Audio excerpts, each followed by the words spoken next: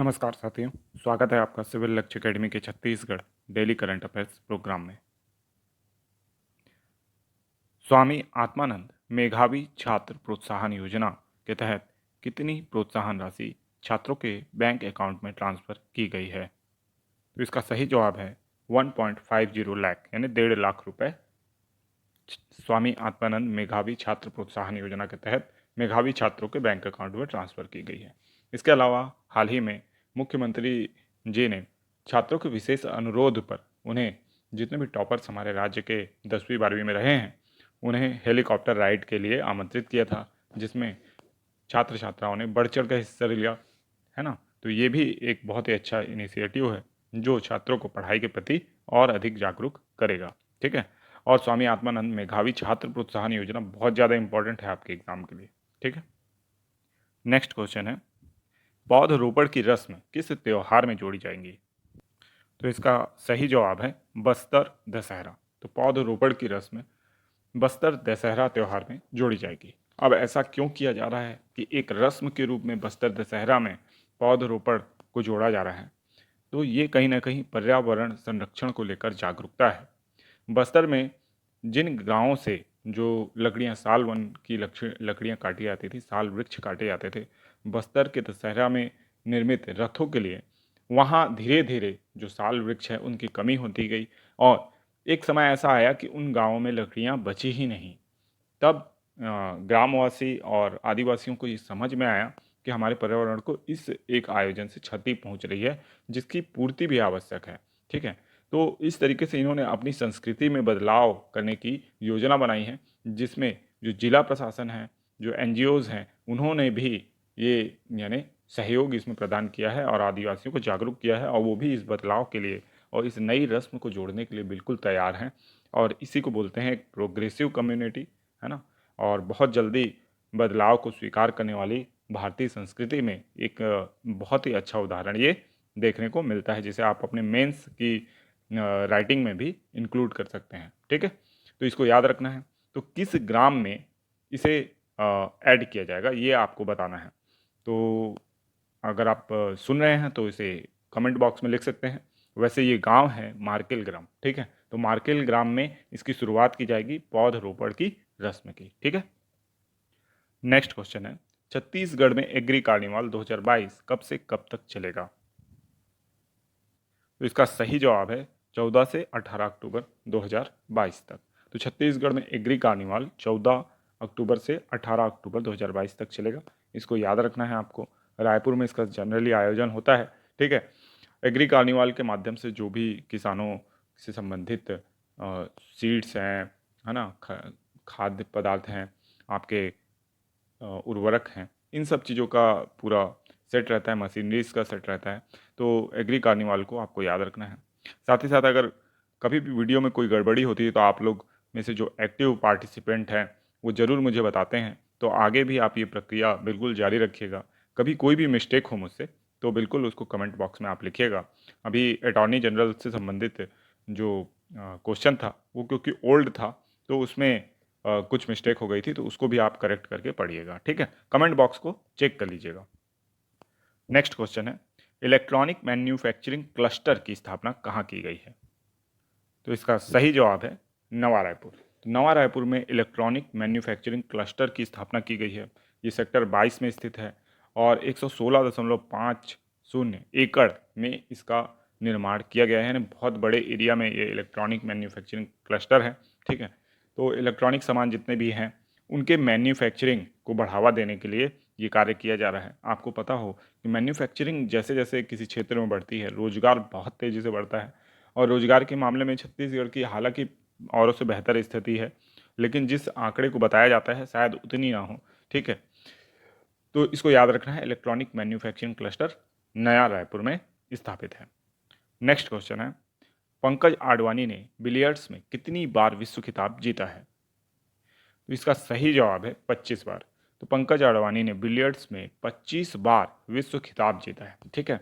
अब ये जो विश्व खिताब होता है ये विश्व चैंपियनशिप से अलग होता है। ठीक है। ये याद रखिएगा। तो 25 बार विश्व खिताब जीता है, जबकि 17वीं बार उन्होंने विश्व चैंपियनशिप भी अपने नाम की है। और लगातार 5वीं बार विश्व चैंपियनशिप उन्होंने अपने नाम की है। ठीक है, तो पंकज आडवाणी बिलियर्ड्स के बहुत माहिर खिलाड़ी हैं, भारत का नाम बहुत ज़्यादा रोशन किया है, तो इनका नाम आपको याद रखना है बिलियर्ड्स में। ठीक है, तो नेक्स्ट क्वेश्चन की ओर चलते हैं। लक्ष्य का पीछा करते हुए 300 वनडे मैच जीतने वाला पहला देश कौन सा बना है? तो इसका सही जवाब है भारत। तो एक समय था कि भारत में बोला जाता था कि तू चल मैं आया, मतलब लक्ष्य के पीछा जब भी भारतीय टीम करती थी तो भारतीय दर्शकों को विश्वास था कि ये मैच तो गया समझो। ठीक है, लेकिन विराट कोहली, महेंद्र सिंह धोनी जैसे जब प्लेयर भारतीय टीम में आए तो पूरी काया ही पलट गई, और जो टीम पहले लक्ष्य देने में माहिर थी वो लक्ष्य का पीछा करने में माहिर हो गई, और उसी का परिणाम है कि भारतीय टीम आज विश्व की ऐसी पहली टीम बन गई है जो 300 वनडे मैच जीतने वाली बन गई है लक्ष्य का पीछा करते हुए। ठीक है, तो इसको भी याद रखना है आपको। नेक्स्ट क्वेश्चन है, 37वां राष्ट्रीय खेल का आयोजन कहाँ होगा? गोवा, गुजरात, मध्य प्रदेश या राजस्थान? तो इसका जवाब आपको देना है 36वां राष्ट्रीय खेल अभी गुजरात में अहमदाबाद वगैरह में चल रहा था, जिसमें भारतीय जो हमारी छत्तीसगढ़ की टीम है उसने बहुत अच्छा प्रदर्शन किया है और बहुत से पदक उसने हासिल किए हैं। ठीक है, जिसके ऊपर एक अलग वीडियो हम बनाएंगे। तो 37वां राष्ट्रीय खेल का आयोजन कहाँ हुआ है, इसका जवाब आपको कमेंट बॉक्स में देना है। छत्तीसगढ़ में कितनी वंदे भारत ट्रेनें चलेंगी? तो इसका सही जवाब है 2। तो छत्तीसगढ़ में 2 वंदे भारत ट्रेनें चलाई जाएंगी। पहली ट्रेन जो है वो बिलासपुर से दिल्ली तक चलाई जाएगी, जो कि अभी हमारी ट्रेन जो चलती है संपर्क क्रांति उसी रूट पे चलाई जाएगी। ठीक है, जबकि दूसरी ट्रेन जो है वो रायपुर से झारसुगड़ा के लिए चलाई जानी है। अच्छा, इन ट्रेनों के चलने से क्या फ़ायदा होगा? तो ये ट्रेनें जो हैं वो हाई स्पीड ट्रेनें हैं, सेमी हाई स्पीड ट्रेनें, तो इससे जो भी सफ़र है हमारा वो कम हो जाएगा। जैसे कि अभी रायपुर तक का सफ़र 18 घंटे तक का होता है, वो 12 घंटे का हो जाएगा, है ना, 14 घंटे का हो जाएगा। इस तरीके से जो समय है उस पर की बचत होगी। ठीक है, नेक्स्ट क्वेश्चन है, कांग्रेस के राष्ट्रीय अध्यक्ष कौन बने हैं? तो कांग्रेस के राष्ट्रीय अध्यक्ष अब मल्लिकार्जुन खड़गे बने हैं। ठीक है, तो कांग्रेस में चुनाव हुआ जिसमें से लगभग 9,000 वोटों में से 8,000 से अधिक वोट मल्लिकार्जुन खड़गे को मिला है, क्योंकि माना जा रहा है ये गांधी परिवार से संबंधित थे, यानी उनका समर्थन इनको प्राप्त था। तो दूसरे जो स्थान पर रहे हैं वो शशि थरूर रहे हैं, है ना, गांधी परिवार से शायद कोई भी सदस्य चुनाव में नहीं खड़ा हुआ। तो मल्लिकार्जुन खड़गे स्पष्ट रूप से विजयी हुए और कांग्रेस को पुनः एक गांधी परिवार से अलग कोई राष्ट्रीय अध्यक्ष देखने को मिल गया है, जो मांग इसके नेता बहुत समय से कर रहे थे और पार्टी छोड़ रहे थे। अगले क्वेश्चन से पहले मैं आपको बता दूं, कई लोग डिमांड करते हैं टेलीग्राम लिंक की। तो देखिए, लिंक कोई भी शेयर नहीं हो सकता कमेंट में, क्योंकि डिस्क्रिप्शन में ऑलरेडी लिंक दिया होता है। वीडियो के डिस्क्रिप्शन में आपको टेलीग्राम का लिंक मिल जाएगा। ठीक है, इसके अलावा जो वीडियो चैनल है हमारा, तो चैनल के अगर आप अबाउट सेक्शन में जाएंगे तो वहाँ पे भी आपको जो लिंक है उसका लोगो दिखेगा, है ना। तो उस लोगो में आप क्लिक करेंगे, टेलीग्राम के लोगो में या फेसबुक के लोगो में या ट्विटर के लोगों में, तो आप डायरेक्ट उस ऐप में पहुंच जाएंगे। अगर आपका जो मोबाइल है वो सपोर्ट करता है इनबिल्ट को, तो वहाँ पे आप पहुंच जाएंगे। ठीक है, और हालांकि जितने भी लिंक हैं वो आपको डिस्क्रिप्शन में, वीडियो के डिस्क्रिप्शन में भी मिल जाएंगे, तो इसके लिए आप बिल्कुल भी चिंता ना करें। नेक्स्ट क्वेश्चन है, आगामी वर्ष में छत्तीसगढ़ का प्रचलित भावों में विकास दर कितने रहने का अनुमान लगाया गया है? तो इसका सही जवाब है 13.60%। ठीक है, तो प्रचलित भावों में जो जीएसडीपी विकास दर का अनुमान है वो 13.60% है, और ये 4,61,00,000 रुपए से बढ़ेगा ऐसा माना जा रहा है। इतना रहेगा जीएसडीपी का आकार। उसके अलावा 2021-22 में जो रिपोर्ट आएगी उसके लिए जो अनुमानित विकास दर है स्थिर भावों में वो 11.54% होना अनुमानित है। ठीक है, और ये 2,78,496 करोड़ रुपए अनुमानित है। तो इन दोनों ही तथ्यों को आपको बहुत अच्छे से याद रखना है। नेक्स्ट क्वेश्चन है, हाल ही में किस ब्रिटिश प्रधानमंत्री को मात्र 45 दिन में ही इस्तीफा देना पड़ा? तो इसका सही जवाब है लिज ट्रस। ठीक है, तो लिज ट्रस जो कि अभी हाल ही में ब्रिटिश प्रधानमंत्री बनी थी, जिनके ऊपर यह आरोप लगा कि इनकी आर्थिक नीतियों के कारण ब्रिटिश अर्थव्यवस्था जो है वो तबाह हो सकती है, और ब्रिटिश पाउंड जो है वो डॉलर के मुकाबले भी काफ़ी कमज़ोर होता जा रहा था। ठीक है, तो इनके हटते ही जो पाउंड है उसमें थोड़ी सी मजबूती आ गई है। और निश्चित तौर पे ब्रिटिश प्रधानमंत्री के तौर पे इनका कार्यकाल बहुत छोटा रहा और ब्रिटेन को अभी कोई सही नेता नहीं मिल पा रहा है। माना जा रहा है कि नेक्स्ट जो ब्रिटिश प्रधानमंत्री हो सकते हैं वो ऋषि सोनाक हो सकते हैं।